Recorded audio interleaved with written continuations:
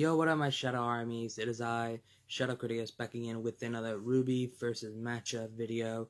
So yes, I have another interesting matchup that involves Team Jitterbug versus Team RWBY, and that is Pyrrha Nikos, one of the members of Team Jitterbug, versus Weiss Schnee, the member of Team RWBY. Before we continue on, this is just my personal opinion about who I believe actually would win. And by this recording, well, off screen before I started recording, when I record the footages of the research that I have, when I listen of the research that I have, this match is hard to tell who I believe who win. So if you guys have your own opinion who you believe who actually will win, let me know in the comment section down below. This is your title, your opinion. This is mine.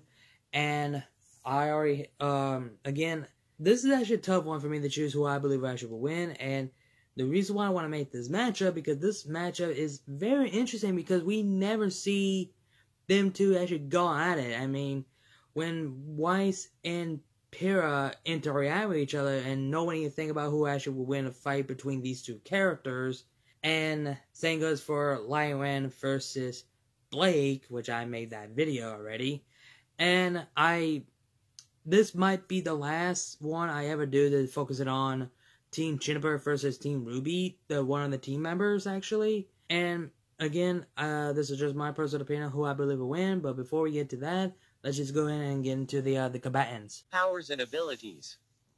Pyrrha was able to throw the javelin form of Milo with extreme precision, being able to hit John's hood over a long distance as he was falling. It was at this point when she first demonstrates proficiency in javelin usage, as she was shown to have a perfect stance, with the javelin lining up exactly with her free hand and using her thumb as a reference point. She was also extremely adept at using a koho as an offensive weapon, a skill that was exemplified when she used her shield to sever the damaged joint of the Death Stalker's stinger, with the shield ricocheting off of a pillar behind it and returning to her. However, this feat was likely aided by her semblance. However, during her battle with Cinder, she was able to throw her shield with enough accuracy to strike and shatter an arrow midair without her semblance, as her aura had already been depleted. Pyrrha also demonstrated incredible skill in switching her back and forth between weapons with quick succession, delivering rapid attacks, and being able to counter others at once, such as with Team CRDL, whom she all defeated alone, despite being outnumbered. Pyrrha was capable of using her weapon's bladed form to even deflect bullets, as done against Halshot.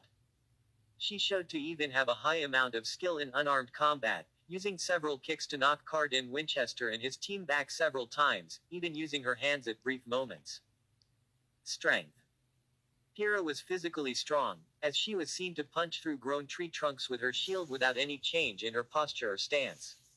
However, in these sorts of instances, she may be using her control over polarity to cause the shield to move with more force. Her strength was also displayed when she used her shield as a launch platform to help Nora launch higher into the air and jumping while doing so, an action that was also done without any visible alterations to her stance when Nora utilized a grenade as propellant off the shield. Aura. Shown in The Emerald Forest, Pyrrha demonstrated the ability to unlock another person's aura. She did this for John, whose aura had been unknown to him. She was visibly tired after unlocking it, possibly either due to the sheer amount of aura that she commented John had, or the nature of the ability itself. Semblance. Pyrrha's semblance was polarity, which allowed her to control metal via magnetism. She used this ability on her own weapons and could use it on opponents' weapons, as well, such as when she moved Mercury Black's boot away from her during a spar to prevent him from landing a hit on her. In most combat situations, Pyrrha did not go out of her way to broadcast her semblance's abilities.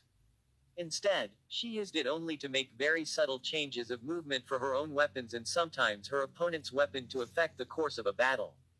This gave her the psychological edge of appearing to be invincible in the eyes of most people. Powers and abilities. As the heiress of the Schnee Dust Company, Weiss was raised from youth to strive to be the best in all she did, and combat was no exception.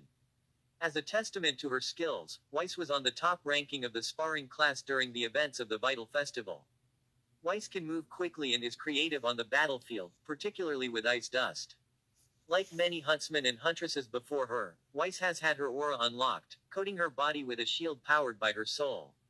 As long as that shield remains, she cannot be wounded, although she can still feel pain when struck. Weiss's combat style relies heavily on ricocheting off either surrounding surfaces or her glyphs, allowing her to take control of the fight by rapidly attacking from multiple angles to keep the enemy off balance. She has been seen utilizing this tactic with her RWBY Gigas summon, rapidly transporting it between glyphs to confuse and ambush the enemy in mid-strike. Weapon. Weiss's weapon of choice is Myrtanaster, a multi-action dust rapier. The rapier has a revolving chamber inside the guard, which has 6 slots in total, each of which contains a vial of powdered dust. The revolving chamber is constantly stocked with red, cyan, purple, white, yellow and blue dust. Weiss utilizes the dust in combat, either in raw form or in conjunction with her semblance to create various effects that suit the situation. When not using Myrtanaster as a dust supplier, Weiss utilizes her speed to dodge attacks and her sword to deliver damage through quick thrusts that leave little room for counters. Semblance. One of Weiss's most notable abilities is her semblance, glyphs, which allows her to create glyphs that can be used in a variety of ways. Create a slippery platform to skate on at high speed, generate mid-air platforms to manipulate her trajectory in the air and perform limited time dilation that can speed up actions, to name a few. Later, upon training together with the Aesops and accomplishing numerous Huntress-level missions around Atlas with her teammates, Weiss has noticeably displayed a new level of mastery over her semblance, as seen where she could now activate and use several different glyphs while in combat, as seen in her fight against Mero Amin in With Friends Like These, where she could now use her glyphs to create several ice spikes to simultaneously create and speed up and throw the ice as makeshift spears while simultaneously summoning her RWBY Gigas with her summoning glyphs. Summoning. With mastery, a Schnee also has the ability to summon avatars of the foes that they have defeated. While these avatars have the appearance of grim, they do not possess the same weaknesses. For instance, they are unaffected by the light from silver eyes. In Lessons Learned, Winter specifies that the summoned foe had to have caused the Schnee to push past who they were and become who they are now. Weiss's summons. RWBY Gigas. Orbitusk. Queen Lancer. Yeah, I told you so. The research that I have, oh shit. This is a tough one. Okay, for strength I had to give this to Pyrrha. For speed I had to give that to Weiss. For semblance, that's a tough one. And martial arts, I had to give this to Pyrrha because she does hand-to-hand combat a lot besides wielding her weapon.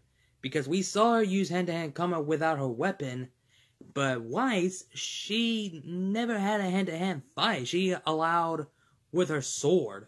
You know what I mean? So, that will give Pyrrha's advantage for hand-to-hand combat.